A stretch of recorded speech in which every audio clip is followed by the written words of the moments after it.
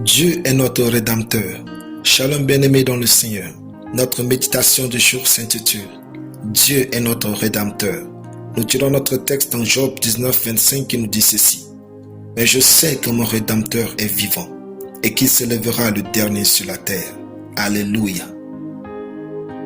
Ce n'est jamais terminé tant que Dieu n'a pas dit son dernier mot dans notre vie. Le mot Rédempteur étant absent dans nos cultures est souvent mal compris. Le mot hébreu, Goël, traduit par rédempteur ou défenseur ou libérateur, apparaît dans les lois de Moïse. Le Goël devait assumer au moins deux rôles. Tout d'abord, si une personne était tuée et qu'il s'agissait d'un meurtre, un Goël était nommé généralement parmi les membres de la famille de la victime, dont le lien de parenté était le plus proche.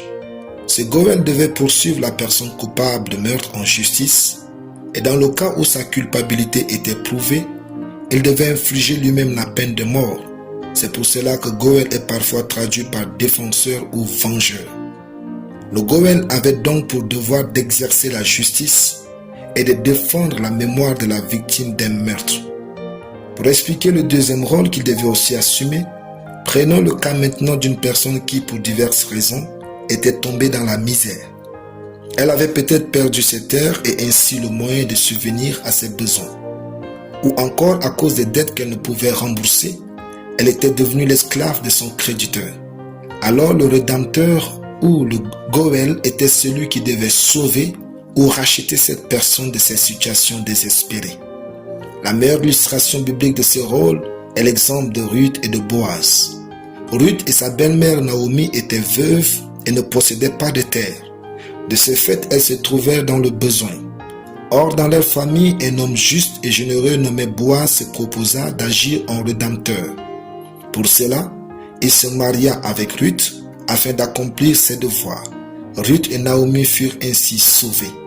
Elles sortirent de la pauvreté, trouvèrent une famille, des terres et furent rétablies dans leur dignité.